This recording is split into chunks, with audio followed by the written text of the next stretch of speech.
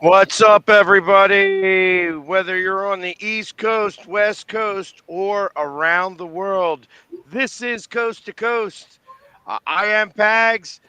We only got Stat Guy here, and everybody else. Jay's somewhere, and Dustin, not Dustin. Bo had a situation. He should be coming on shortly thereafter. What's up, Dustin?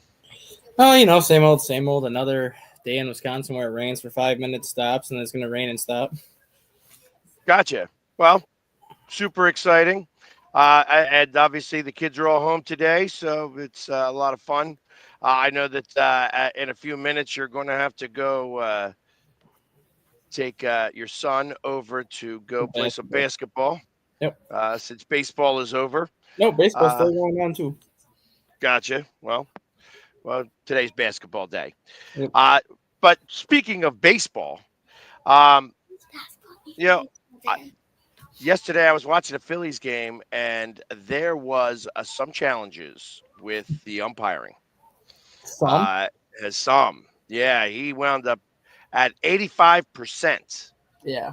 85% on strike calls. Yeah. It's not good.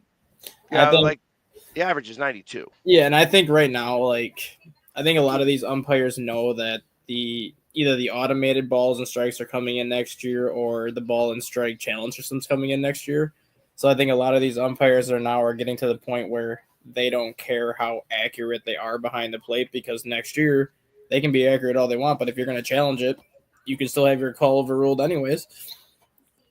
Well, I mean, they had the one guy who was caught gambling, and he was winding. He was like pitch, doing it at like 98%. Mm-hmm. I'm not sure what makes the difference. Like, how is it that one umpire can see it so much differently than another umpire?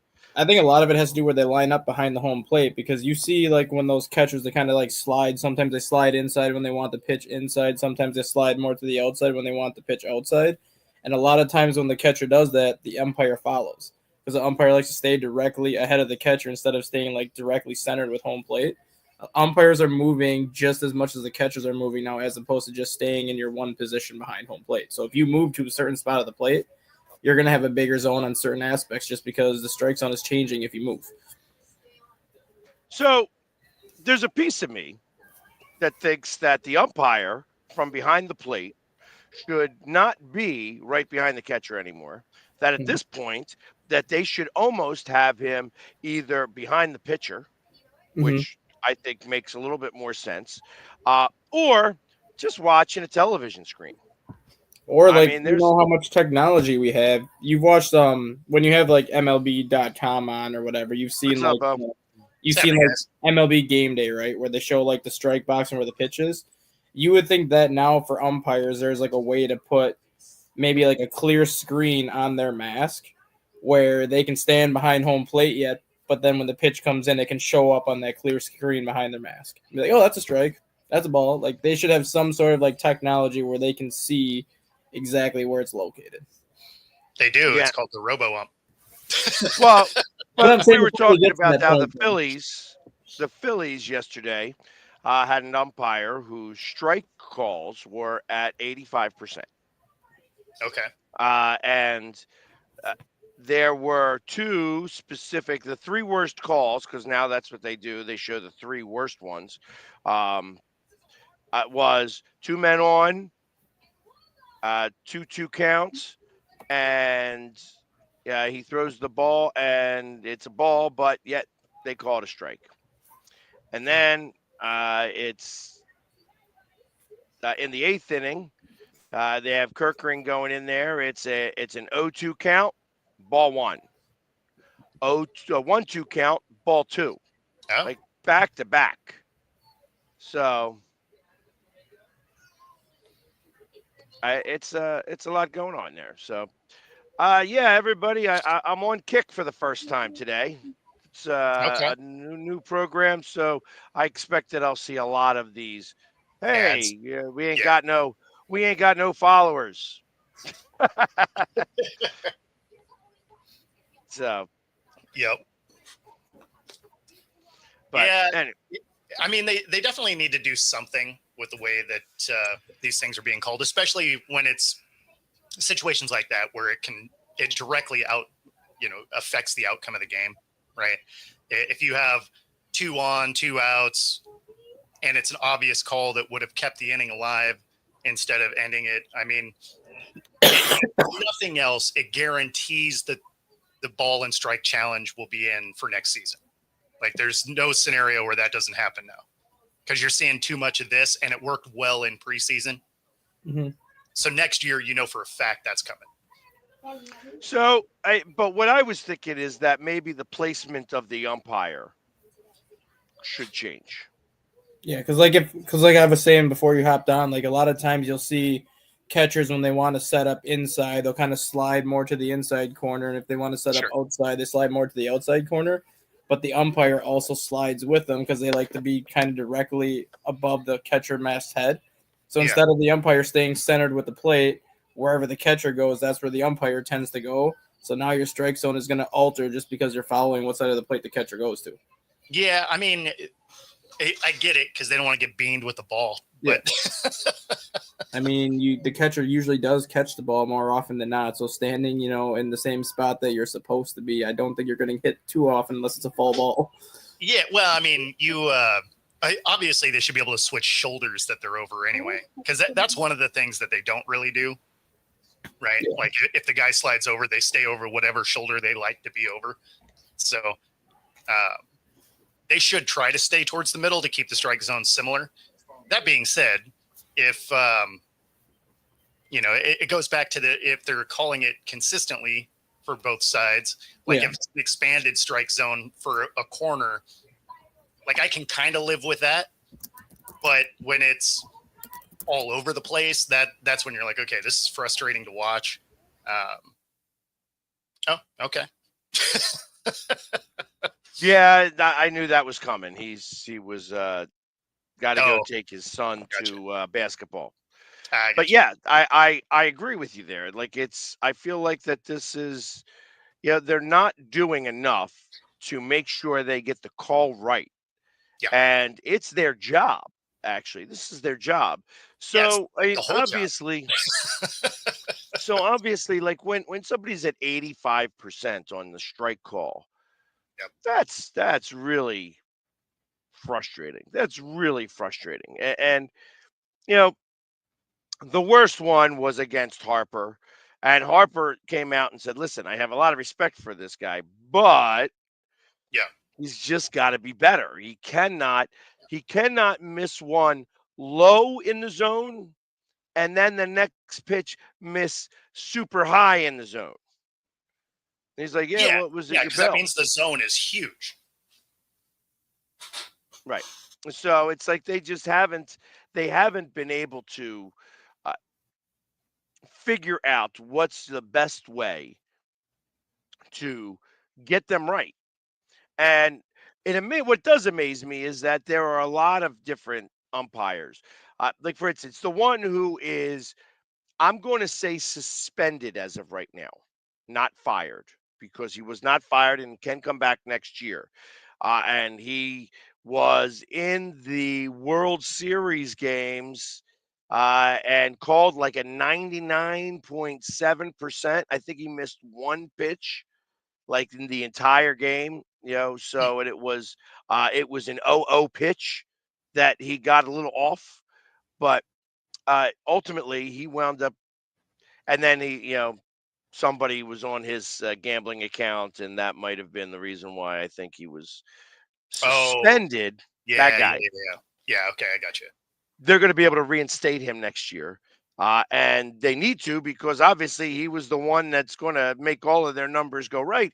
But he was off for like a season, was at like 98.5% on getting the balls and strikes right. And I wonder why it is that there's such a problem here. And it makes me think it's set up. Because, truth of the matter is that framing pitches should not be a thing. Shouldn't even be a thing. If you see that catcher's glove move, that means it's a ball. The catcher's glove shouldn't move. Yeah, I mean, so the ones that are really good at it are the ones that are always moving the glove, though, right? The ones that almost brush the dirt to come up and get the ball. Like those Right. are the guys that can frame it really well because you don't get to see where they set up because their gloves always moving around. So yeah, it's that being said, I agree that it shouldn't be a thing, but because it is, it'd be a little bit of a bummer when they do finally go to these robo umps, right? Because you have that whole element of the game, just the strategy end of that goes away because there's no need to frame a pitch anymore because the all-seeing eye is going to see it no matter what. Right. Agreed. So it's, so when you ask me, do I think that they can beat the Giants? It depends on how the umpires call the game. That being said, it doesn't stop the Phillies from being 3 for 13 with runners in scoring position. That's a big deal. Yeah, You have to be that's better not than that. making contact. You have to be better than that. You have to be more like 7 for 13 or 8 for 13. Whether they score or not, it doesn't matter. You need to get movement on the ball. And when you're not, when you are 3 for 13, when you're 3 for 9 and you're at 33%, not knowing who's going to be at the bat, who made it 3 for 10, 3 for 11, 3 for 12, you need to start changing it up. You need to start then bunting, showing bunts, scaring get everybody moving. Like that's the one thing that I feel isn't done enough. Crowd the plate. Like whatever happened to that? Guys that would deliberately like really crowd the plate to get the hit, to get beamed. Because I mean, it doesn't matter how you get on base, right? Like to score, touching first and being safe matters. So Exactly. And like I said, if when you have one run and you're going into the 7th inning and you are having a hard time hitting the ball, you have to manufacture. That means you have to go up there with a different plan. Sometimes showing bunts changes the pitcher so dramatically that it confuses him enough that it will actually give you a meatball. So you might be able to hit better. For sure.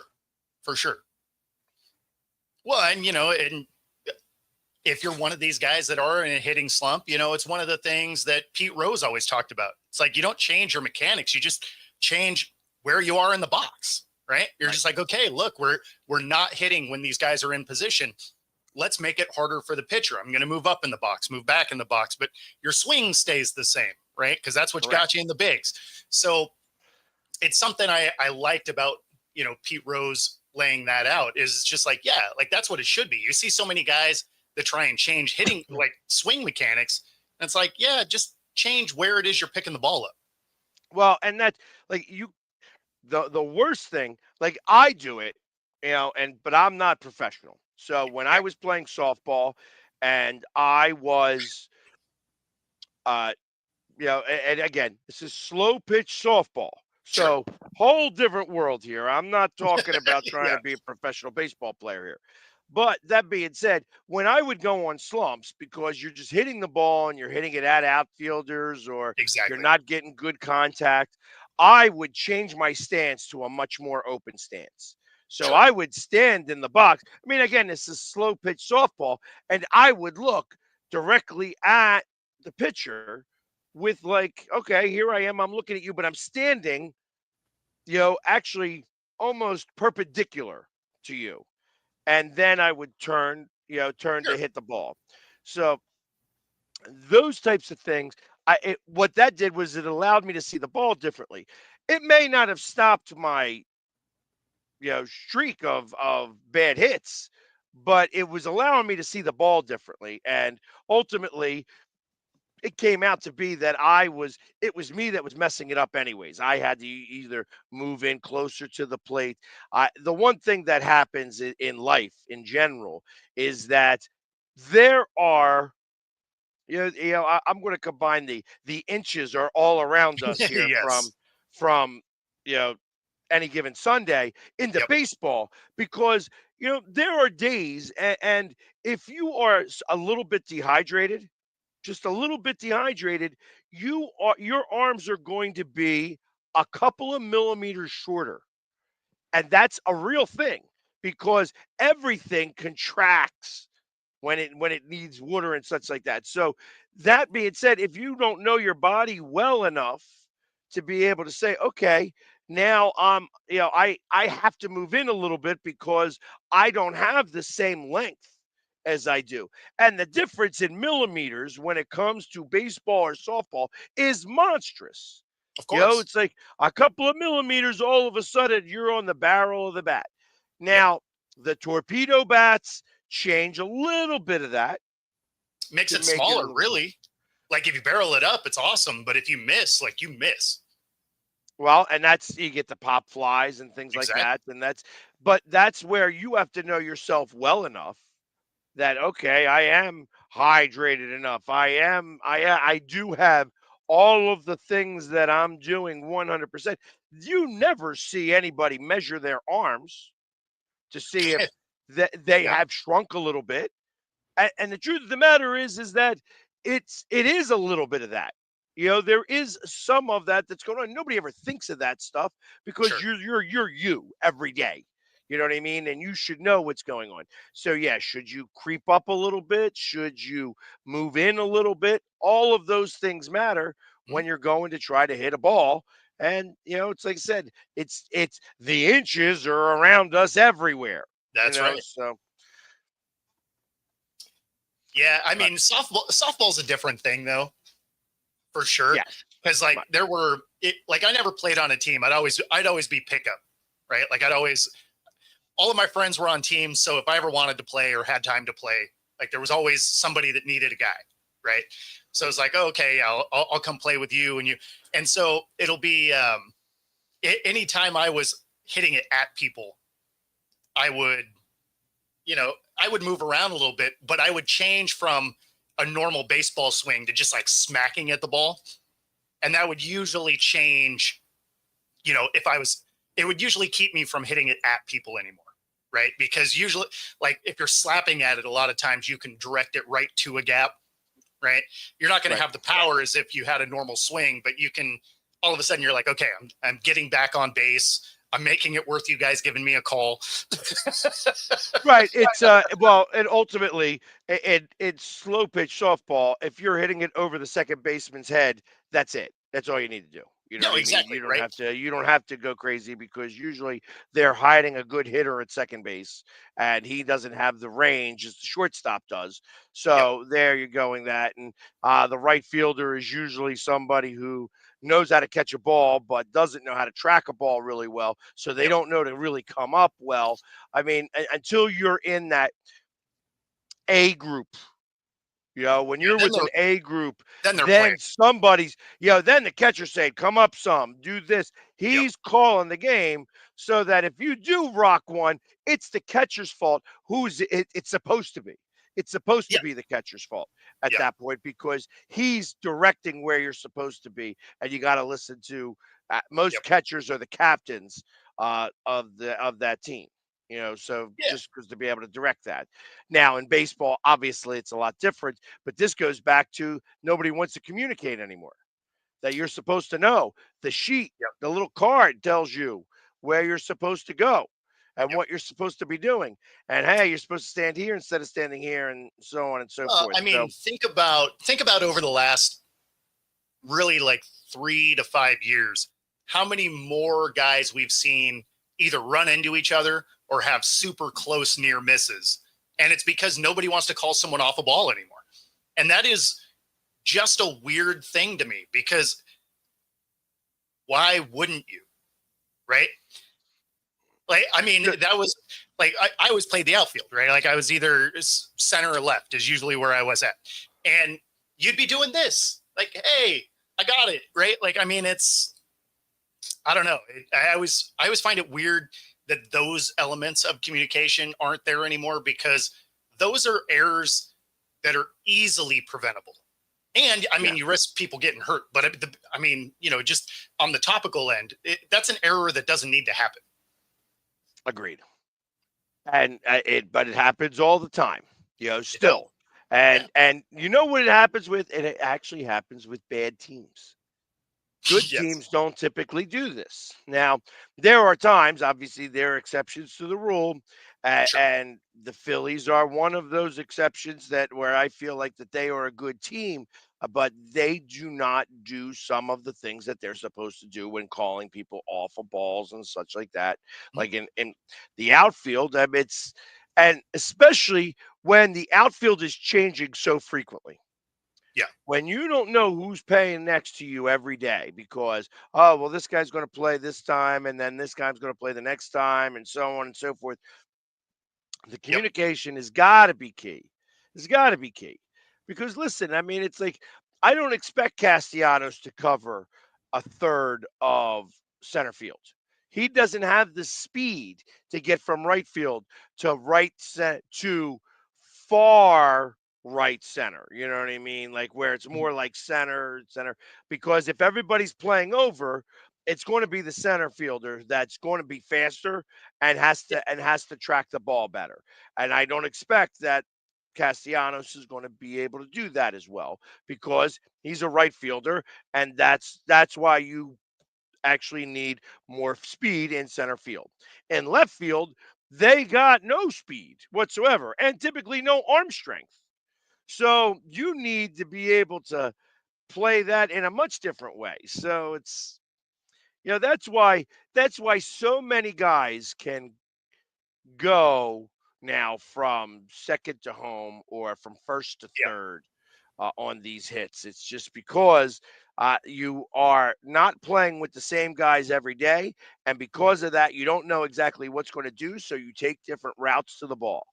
And when you're taking It- lines to the ball instead of directing right to it, and you're trying to cover a little bit, it changes your trajectory.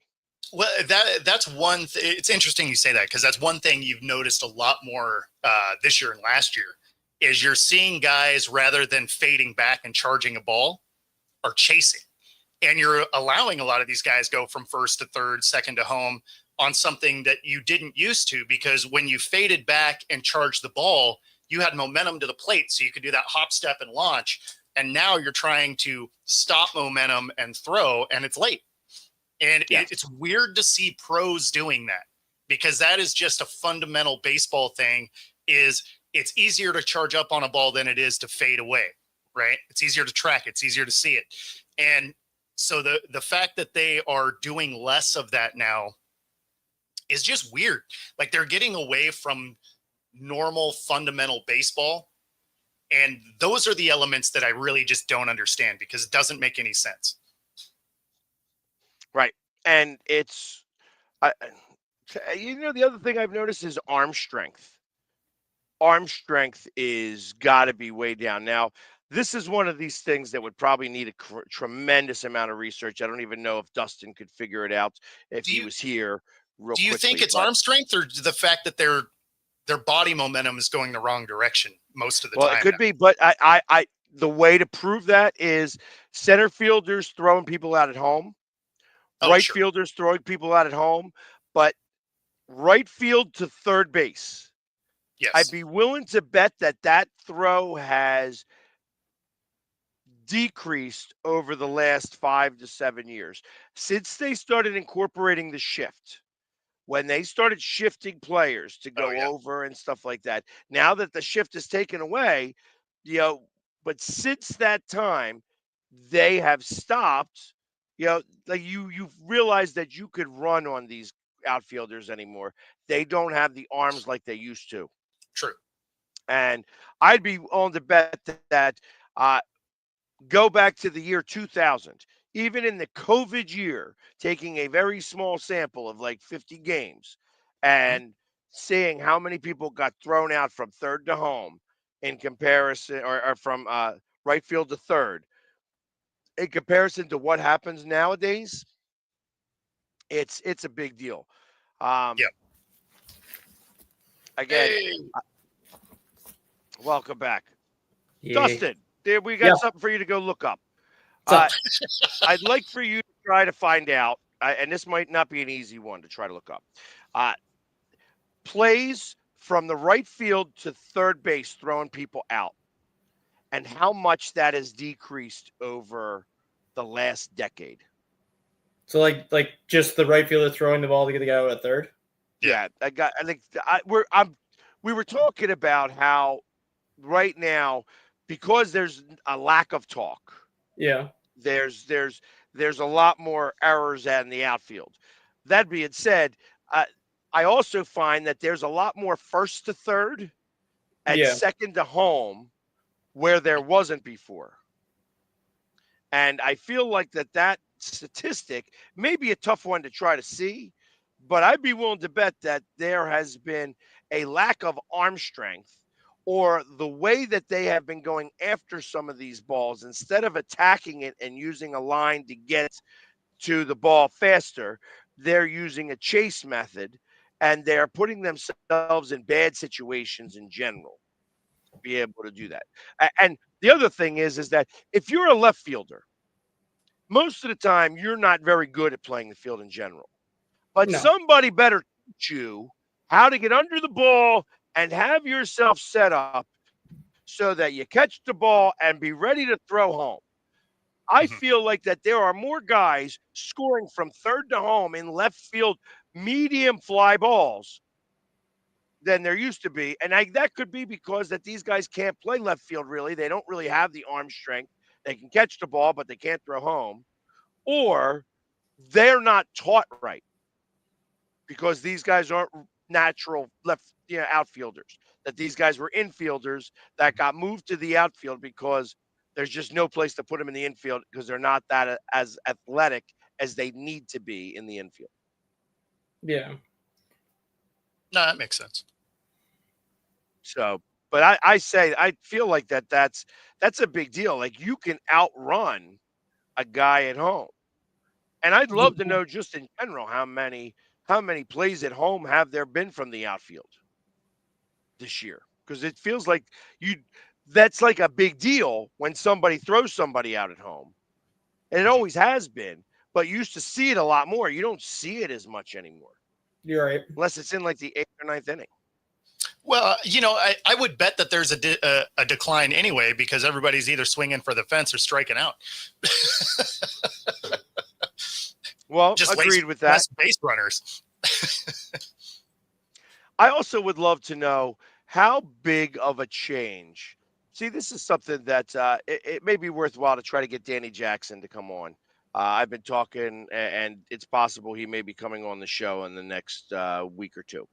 Cool. Danny Jackson was a pitcher for the Phillies in the '93, season, but he pitched a lot, and he was a very aggressive pitcher.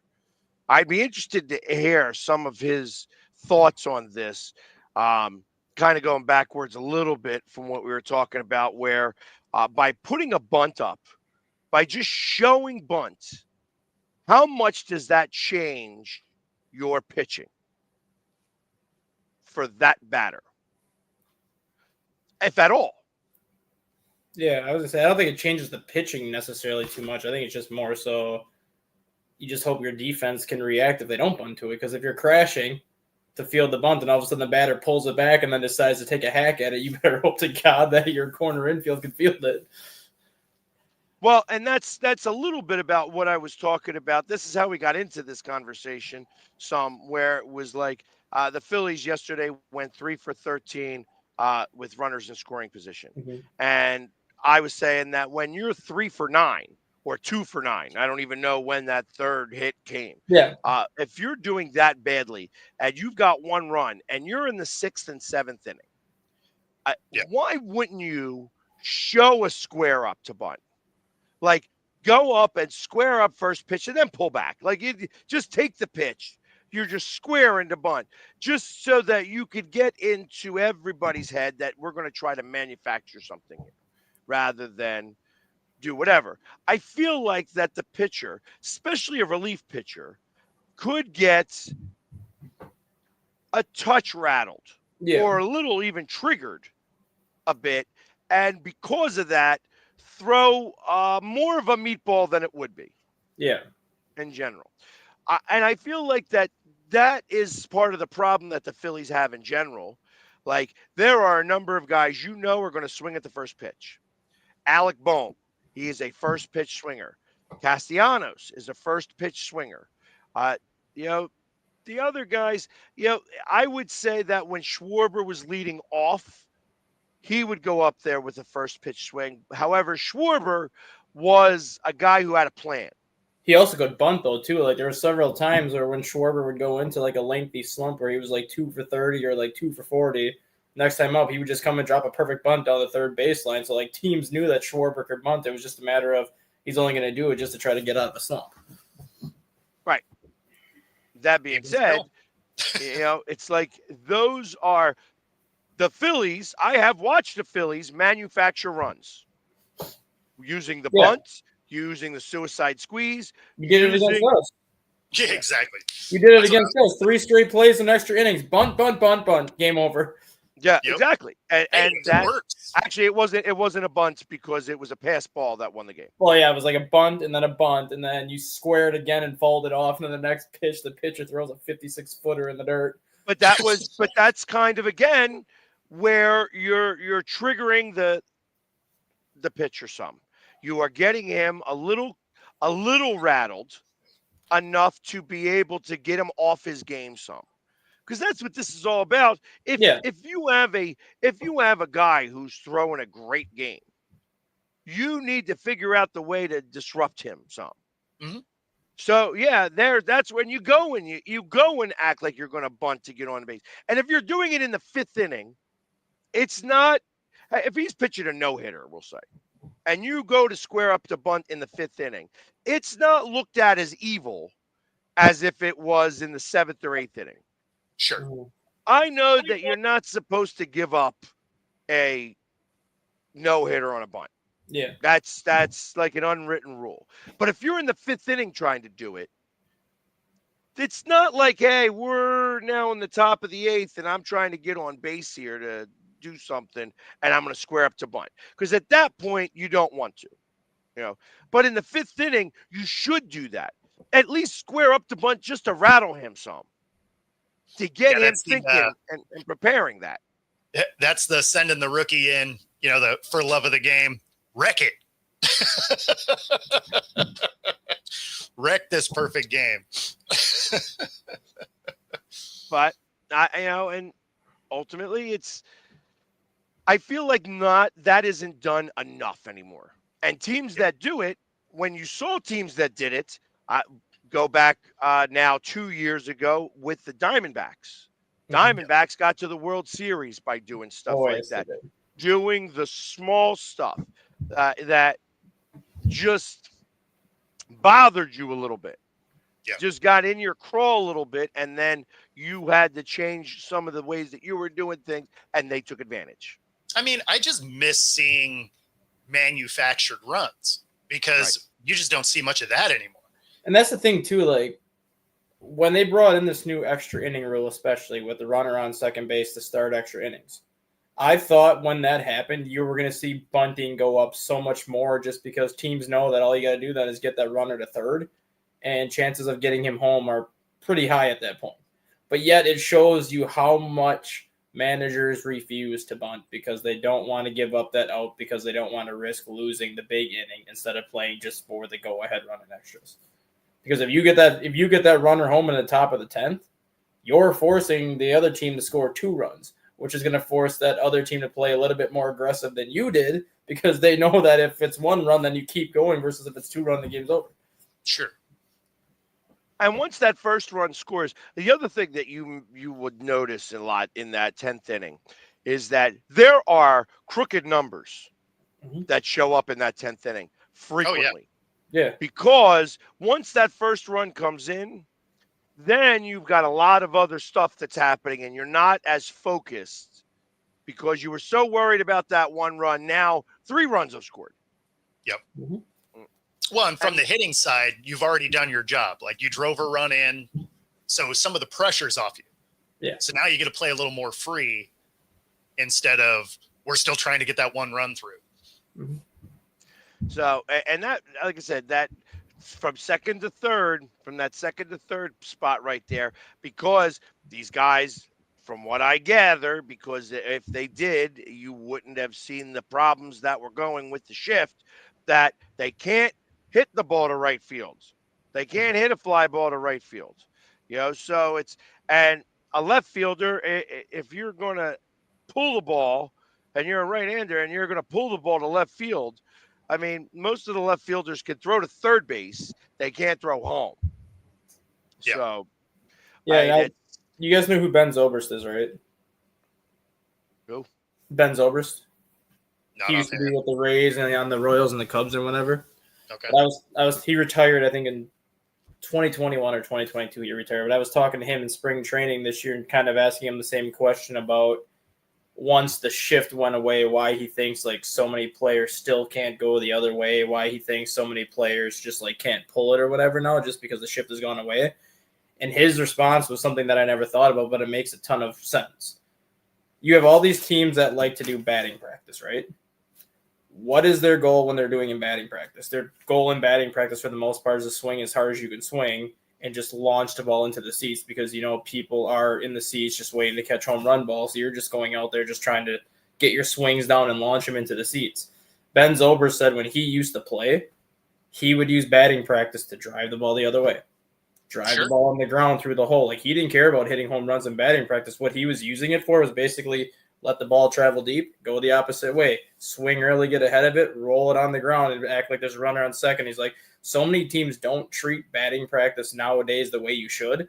Their mindset is the same way that it's in the game. Home run or bust. So when batting practice, you're just going out there swinging as hard as they can swing and just trying to launch it as opposed to, I get 25 swings? Maybe I should pretend there's a guy on second and drive it the other way on the ground. Maybe I should just work on a bunt here or there. And then when the game starts, you have a little bit more situational behind you. Yeah, that was actually one of the things that was cool about watching Edgar Martinez in batting practice is he would literally like sprinkle it around the field, which is why he was the doubles king, right?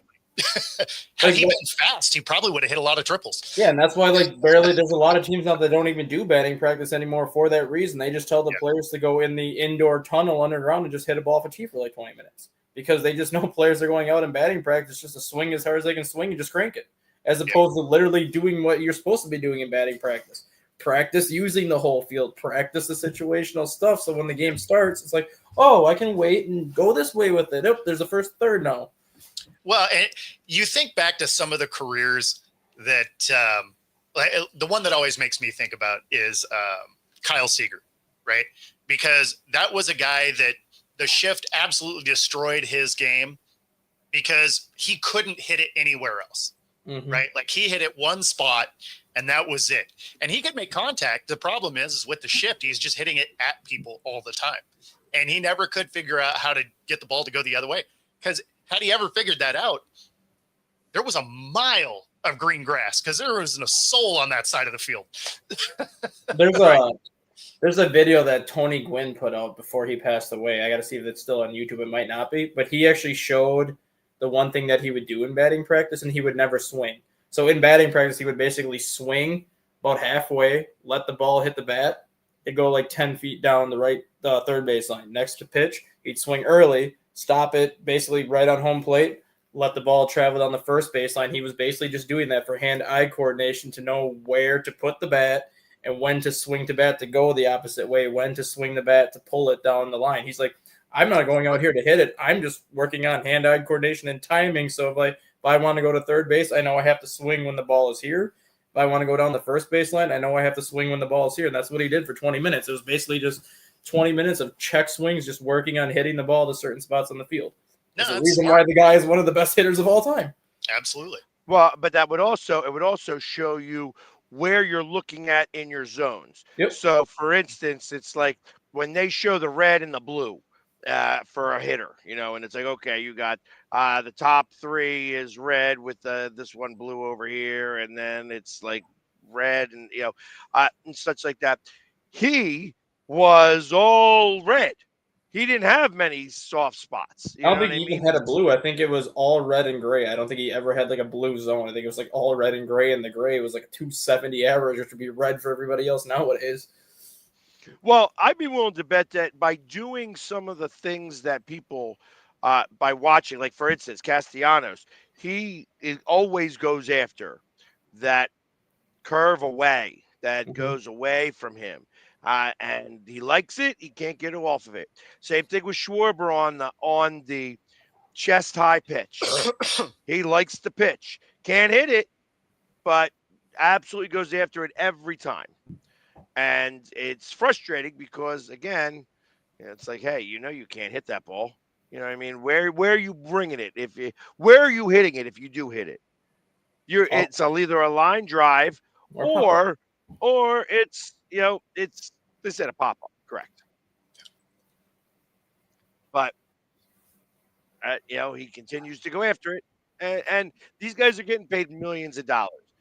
You're right. I feel like that the batting coaches are failing. They do because That's what it is. I watch batting coaches nowadays just like for just random games on TV when the Cubs aren't on. And it's like they don't even really do anything in the dugout anymore. Like the player bats, and then they hand the guy the tablet and say, "Go look." It's like they're not even really out there to coach him anymore. They're like, "We have so much video out here. Like your previous at bat's going to be on a tablet. Go watch and see what you did." Well, you would think that when a team's out there for batting practice or pregame warmups, the batting coach would be out there just kind of going like, "Hey, why don't we work on going the other way the next 5 pitches, and then the next 5 pitches pull it, and then the last 10 pitches, if you want to swing for the fences, go right ahead." But there's some other situational stuff you got to do. Well, Yeah. first off, especially right-handed hitters, and you're pitching on the outside of the plate. I don't understand how they don't teach them to bring your hands further through the zone so that you can drag the ball down the line because everybody's moved over anyways. It's Mhm. like, Yep. if I was a professional baseball player, I'm sure that they would have noticed that my power is goes to right field. That it's right center and right field. That's when I hit the ball strong and hard, it's going to go more to right field. Yeah. I can turn on a ball and I can send the ball to left field. Again, I'm playing slow pitch softball, so I know how to hold my hands well enough through the zone so that I can kind of place the ball a little bit better. I'm Sure. not as good as I used to be, but I can smack the ball rather than hit the ball. Yep. And nobody is doing that anymore. Like Brad Marsh on the Phillies. You aren't a power hitter. You're not going to hit 20 home runs in a season. Mm-hmm. Yeah. Smack the ball. Right. Smack the ball. You don't have to swing hard at every pitch. That's what when Nick Castellanos was teaching his son how to do it. He goes, I just want you to swing hard. That's what I want you to do. I want you to swing really hard because you are 8, 9, 10. That's what you do when you're that young. And the thing, As you grow up, that's when you have to start to learn how to actually hit the ball. right? The thing that I guess I don't know much, obviously, about the Phillies organization top down. Same with the Mariners, but like I can attest to like the things that I've heard from the Cubs organization or whatever. The Cubs AAA hitting coach, her name is Rachel Folden. She used to be in the Yankees organization. Now she's like not only the Cubs AAA hitting coach, but she's also basically the director of hitter in the entire minor league system. And she will actually go at bat to at bat with everybody on the AAA roster, and basically like, oh, they like to play, basically strategize where it's like when this person's up, they like to play this more like 5 steps to the right, and if it's a 2-strike pitch, they tend to play this way. And she will like actually instruct her hitters on where to place the ball when the defense is going that way. Then you go to the major league roster where Dustin Kelly is the Cubs hitting coach. He used to be with the Dodgers in their minor leagues. He doesn't actually really do anything as a hitting coach. What he does is he goes over basic game plans. So prior to the game tonight with the Twins, his basic game plan would be like, their starting pitcher likes to go first pitch fastball 60% of the time. I want you swinging at the first pitch no matter where it is. Could be a fastball, could be a slider, could be a changeup. So they're not really instructing hitters as much as they used to anymore. It's more so they're just going over game plans. They're like, you're a major league hitter. Like, you should be able to figure out how to go the opposite way. You should be able to figure out to pull it. All I'm going to tell you to do is swing at the first pitch because this is his fastball tendency. This is his breaking ball. If you like the first pitch, take a rip at it.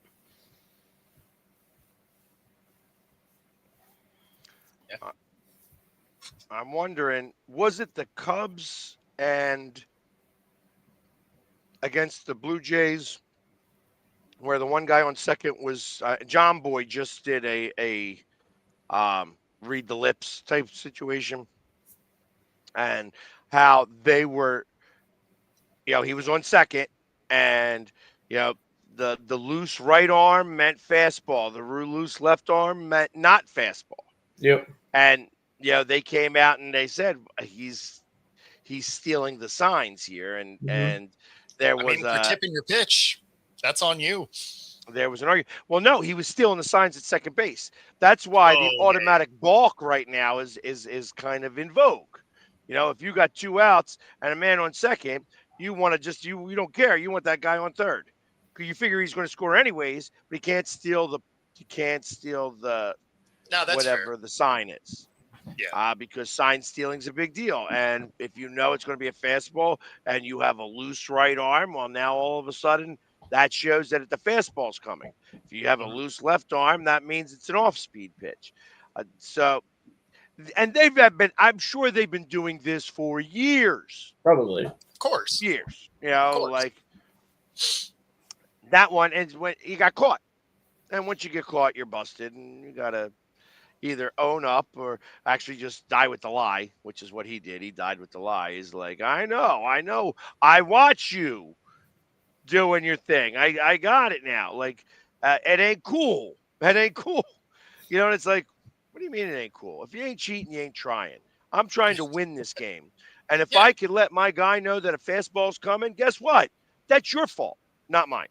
Well, that's the thing, right? Like, if you're tipping your pitch, that's not anybody else's fault. Like, set up different. Set up like it's an off-speed pitch and launch that fastball. Right. Then they don't know. In fact, you're almost guaranteeing a strike if they're stealing your pitch. Plus, how is it that you're stealing signs? Aren't you supposed to be using the mechanical thing?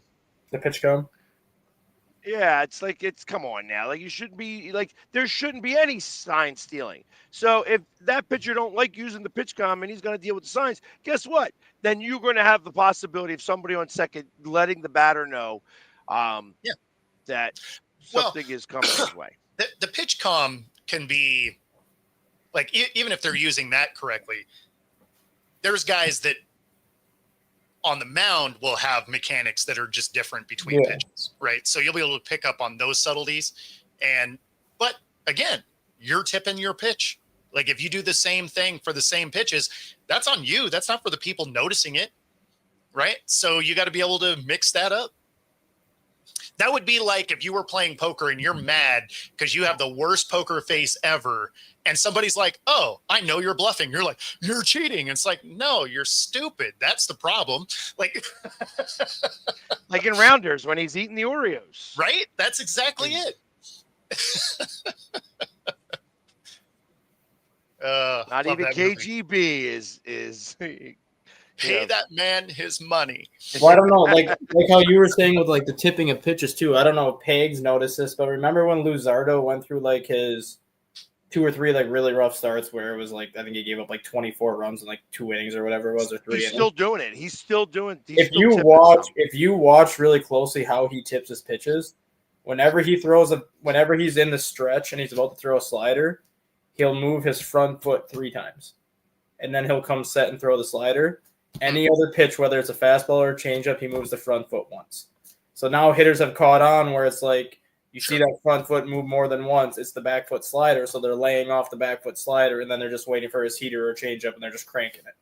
Yeah, that's exactly the thing. You need to be able to adjust that, because then you do that fake move 3 times, and you launch a heater. They're behind that ball the whole way. Yep. Right. Plus, then they don't know what's coming.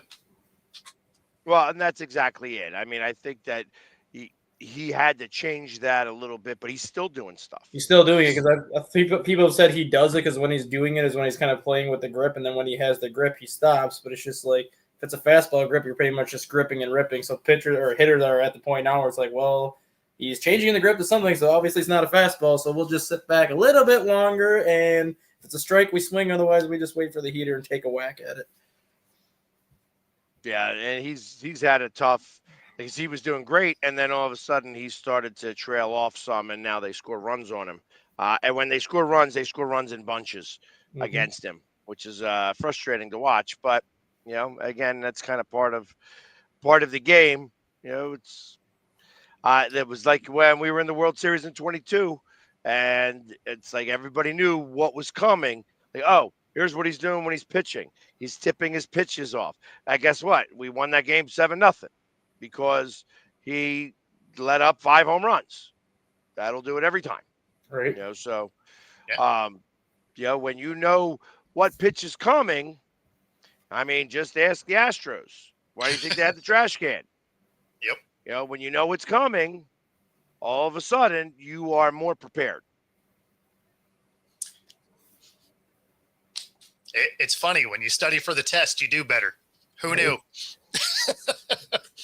I mean, like Exactly. now that like you can't use the videos, like Houston was using trash cans, then they got rid of like the video cameras, obviously, where you can like steal signs. But you would think like all like not necessarily the technology, but like all these new coaching positions that teams are hiring, and like for analytics, for scouting, advanced scouting, overseas scouting, et cetera, et cetera. You would think that some team in Major League Baseball is specifically paying somebody to see if they can like steal signs, or Yeah. if the pitcher is tipping his pitches, like they're getting paid like $75,000 a year just to sit in the stands and be like, oh, he tends to do this when this pitch is coming. He tends to do this when this pitch is coming. Like you would think some teams probably paying somebody to sit in the stand somewhere and pick some of this stuff up and be like, I noticed this from his last start. If we face him again, let's kind of use that and see if it works. Yeah, no. I mean, the position makes total sense. Senior sign stealing assistant, it totally fine. Well, no, but you know what I mean though. Like it's just like all these different job titles are being created for Major League Baseball. Like when baseball in the 90s and even early 2000s, you never had all these analytics people. You never had like all these video scouts. Like it was pretty much like the manager, his assistant coaches, and like one scout. But now it's like the manager, his assistant coaches, assistant coaches, then the video coordinator. Then they have like 3 or 4 assistants. Like you would think that. Well, no, they had a lot of scouts. Yeah, but I'm just saying though, like wasn't as good, so they were sending them out. Well, no, but I'm like saying like in the dugout now, like you have the assistants, gotcha. and then the assistants have their assistants, and then you have like the video coordinator who probably has assistants sitting up in the press box or in the dugout somewhere. Like there's probably teams that have like specific coaches that are just sitting in the bleachers somewhere and seeing if they can pick off like what pitchers do consistently on a certain pitch. It's technically cheating, but it's not. It's smart. Yeah, it's like, oh, you're tipping your pitches. This is how you're doing it. Well, guess what? We have a competitive advantage over you now. Like if you have somebody watching, I don't have a problem with it. If you are using technology to do it. Yeah, I'm not the technology. Like that's not as cool. But like if you've got somebody that's watching and you got a pitcher that's doing the exact same thing every time, or you have a catcher that uses his signals a specific way that you can tip in on, then that's not cheating. That's just a competitive advantage because you're being smart. And then you get the face, and then all of a sudden you face this team in the playoffs, and you get that same situation. It's like that's why we have the competitive advantage. Because guess what? We get you in the playoffs now, and if you do that same thing, that's a short-lived playoff start for you. For sure. Yeah. So, well, I mean, it's obviously it's the world of baseball has changed, and it's not going back there because it's too much with statistics and analytics and everything, and it's. Well, I like Freebird's comment there too. Like, with all the money they make, you'd think that they would get their own coaches to kind of help them be the best player they can be. In a way, a lot of these players do have their own like private hitting coaches that they use in the offseason. But the thing is, a lot of these players are a creature of habit as well, where whether it's a bad habit or not, like they get into a habit either in college or either in the minor leagues, they get into a habit. And if it's a habit that leads them to a ton of success in the minors, which is what gets them to the major leagues, they're not going to want to change it. Like Pete Crow Armstrong for the Cubs and Javier Baez is a prime example. Pete Crow Armstrong is swinging at 86% of the pitches he sees, which is by far the highest rate in Major League Baseball. Like he swings at everything. But he's had success in the minors, and he's having success in the major leagues right now. Like it's not a very good approach. Like you want to have a better eye than that, But if you're having success with it, you're not going to want to change your approach because it's working for you.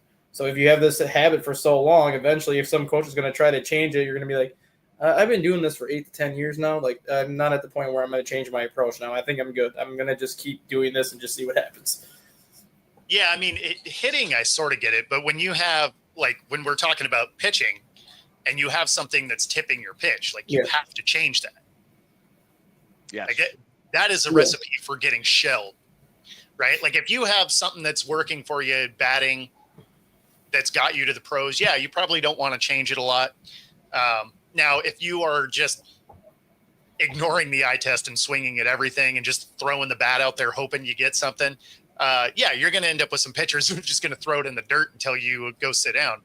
But, but when it comes to pitching, no, like if people can pick up on subtleties of what you're doing, you have to change those. You do. I wonder if some pitchers even know they're doing it. Well, I'm sure they don't, but that's where their coaches are supposed to coach. Which they never do. It's the whole idea of the job is when your guys are coming up short, you coach them up to be better players. Yes, no, I agree with you, but that's kind of where like my point comes in with like what Ben Zober said about the hitting coaches. Like a lot of these hitting coaches don't coach you the way they used to coach you. It's more coaching you on game plans and more coaching you on strategy as opposed to coaching you on technique, coaching you on fundamentals, coaching you on making adjustments. Like if you are tipping pitches, like they don't do much of that anymore now. Well, that means you're not a coach. Exactly. That means you're a manager. Yeah. And that's how a lot of these baseball organizations are run now. It's basically you have the manager and then the coaches he has under him manage, not necessarily coach. It's pretty much all strategy and game plan because of the analytics. The players if you have coaches that aren't coaching, you need to find new coaches. And nobody will. That's why I think analytics has ruined the game because you have all these analytics where player can just look at the analytics. They can look at film. They can look at like the tablet and they can see like all this stuff. You don't need a coach to sit there and be like, well, he threw you a 2-0 slider and you swung at it when he should have taken it. Like players have all the analytics in front of them now where they can just look at it and be like, the problem is analytics are great over the course of a season. Mm-hmm. They're not exceedingly helpful in a game. And that's where you need your coaches to be like, look, this is what he sees. This is what you do. This is the way you need to approach this at bat. Because yes, over the course of a season, facing hundreds of different pitchers, yeah, you're probably great. But this pitcher has your day. And so you have to be good against him. So again, your coaches need to coach. Like I don't understand why coaching has become not a thing. And that's not unique to baseball. Like that's just sports, high level sports at this point. The coaching stops coaching. And that I really don't get because it hurts the sport. It does. And do you think analytics does have something to do with that? Oh, of course it does. Because the coaches don't have to do as much work as they once had to do because of the analytics. I also think the fact that these guys are making $30 to $50 million a year affects that too, because you can't tell them nothing. Exactly. Definitely. Right. They are the ones making all the money, so there isn't anything else to talk about. So, yeah. And with that, we have reached the top of the hour. So, good baseball talk today. There was a lot done there. So, if you're following us, please like and subscribe on all of our channels. It helps us keep giving you this great content. And we look forward to seeing you guys tomorrow. You guys have a great day. And I got to get the outro because I haven't done this in a minute. There we go. I'm not running it today. This was so easy. Exactly. I ran it today, so which is why you got some of these kick things going on. So I was like, all right, yeah, it's my first time doing kick. But all right, guys, have a good one, and we'll see you tomorrow. Take care.